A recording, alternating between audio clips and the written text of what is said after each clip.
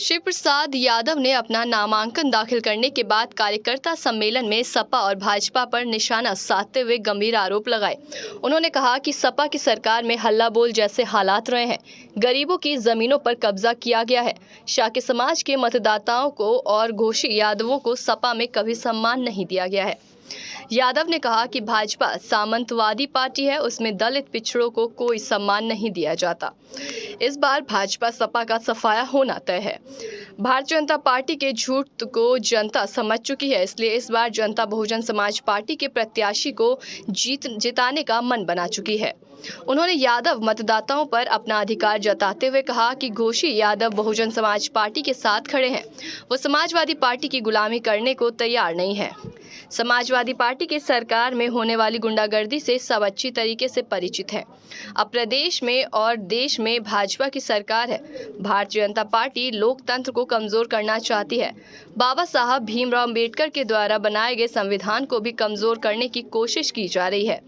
जनता सब समझ रही है, इसलिए वो बसपा को जिताने को तैयार है। और क्या कहा बसपा प्रत्याशी शिव प्रसाद यादव ने, देखिए रिपोर्ट में। बाढ़ है असुर अदम अवमानी, तब तक प्रभुधर मनो शरीरा, हरे सदा सज्जन की पीड़ा।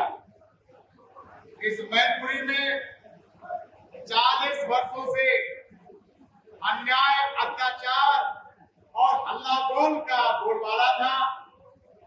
बहन जी ने एक फरिश्ता बन करके हमको बुला करके अपना आशीर्वाद दिया और ये कहा कि जाओ शिव प्रसाद, तुमने भद्रा में सपा का गढ़ तोड़ा, तुमने मुख्यमंत्री मुलायम सिंह जी के छक्के छुड़ाए, तुम्हारे लिए मैनपुरी कोई बड़ी बात नहीं है, क्योंकि मुलायम सिंह जैसा कद्दावर नेता अब कोई सपा के पास नहीं है।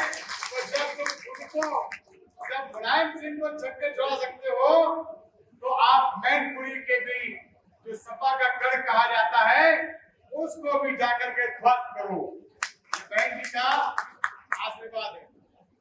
मैं कहना चाहता हूं आप सभी साथियों से कि आप सभी लोग हमारे घर और परिवार के लोग हैं। मुझे शिव प्रसाद यादव के रूप में, एक नेता के रूप में, समाज सेवी के रूप में, अगर किसी ने गढ़ा है, काढ़ा है और तैयार किया है, तो वो बहुजन समाज पार्टी की नेता हमारी लेडी बहन मायावती जी है। और उन्होंने हमको सिखाया कि मान सम्मान से बड़ी कोई चीज नहीं होती, और उन्हीं का सीखा हुआ मैं आज भी चल रहा हूँ। और इसलिए सभी वालों का मैं जन्म से मुखालफत कर रहा हूँ कि मान सम्मान के साथ कोई समझौता नहीं है। आप सभी लोगों से प्रार्थना है कि आप सभी लोग अच्छी तरह जानते हैं कि भरतरा विधानसभा का जब हमारा घोषी यादव समाज इकट्ठा हुआ था, तो उसके साथ सब समाज के लोग इकट्ठा हुए थे, पूरा बैकवर्ड इकट्ठा हुआ था, पूरी एससी इकट्ठी हुई थी, पूरी माइनॉरिटी इकट्ठी हुई थी, और तब हल्ला बोल लोग और सामंतवादी लोग एक तरफ हो गए थे और 80% जनता टूटी एक तरफ हो गई थी। और वहां पर सपा के घर में बसपा का झंडा लहर। बहन जी ने बुलाकर मुझे आशीर्वाद दिया। बहन जी जानती है हम सर्वे सुगम पार्टी चलाते हैं। बहन जी जानती है कि नाराज में एक सर्वे सुगम पार्टी अपने प्रत्याशी खड़े किए। इसके बावजूद भी बहन जी ने कहा कि आप अकेले लड़ाई नहीं लड़ सकते, आप जिनसे लड़ाई लड़ रहे हो आप अकेले लड़ाई नहीं लड़ सकते।